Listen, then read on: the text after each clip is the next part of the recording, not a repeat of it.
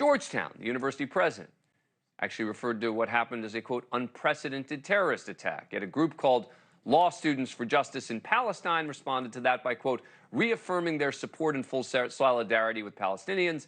Went on to say Georgetown University engages in moral and intellectual dishonesty by claiming victimhood for an apartheid regime. At Cornell, the school didn't even put out a statement until yesterday, and when they did, they said, quote, today I write with the heaviest of hearts in response to last weekend's attacks by Hamas militants in Israel and the brutal fighting that continues in its aftermath.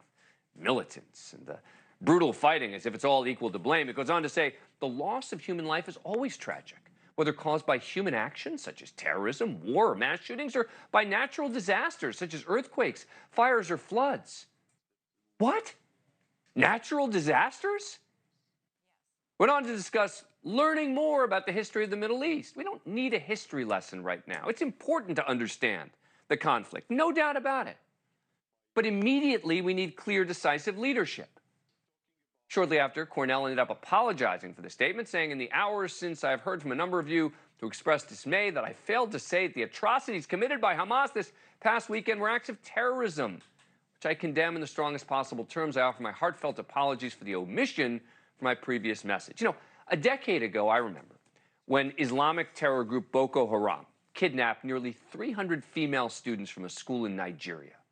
Armed men came in the dead of night, ripped girls out of their beds and forced them into trucks.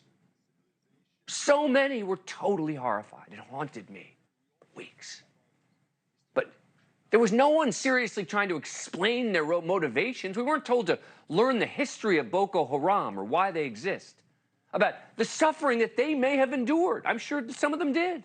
No, we were just outraged, and we wanted to punish them. It doesn't seem hard. By the way, good for the White House for making that crystal clear yesterday. We believe they're repugnant and we believe they're disgraceful.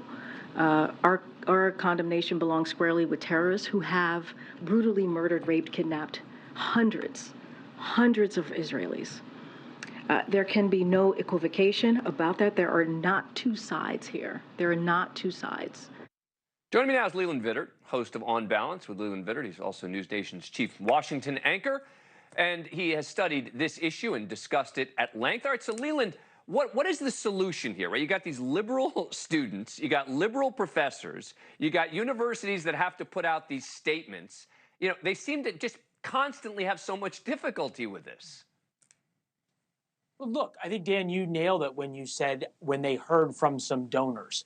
And that is who effectively these university presidents are beholden to. And I think you got to separate the university presidents from the students. But Larry Summers brought up an interesting point. He said the moral clarity of the BLM movement, because then we were told that if you didn't stand up and you didn't condemn and you were part, if you were silent, you were part of the problem. Silence is violence, on and on and on.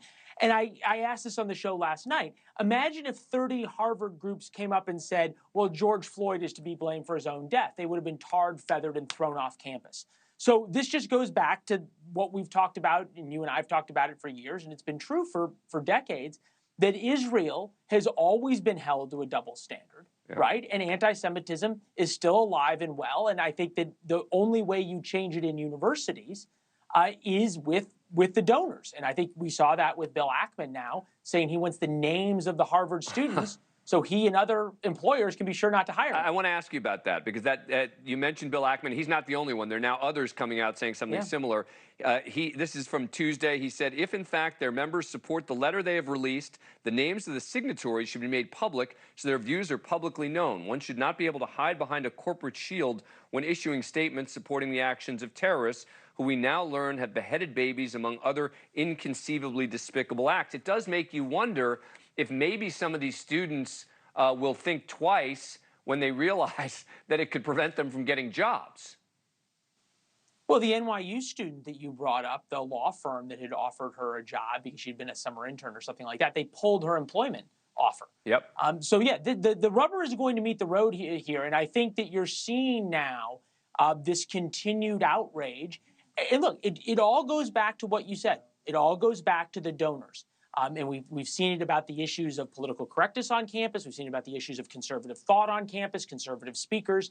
The only thing that's going to change this is if big donors come out and say, we're not donating, and threaten these university presidents' jobs, because their jobs are threatened from the left, and that's who they are right now bending at the knee to.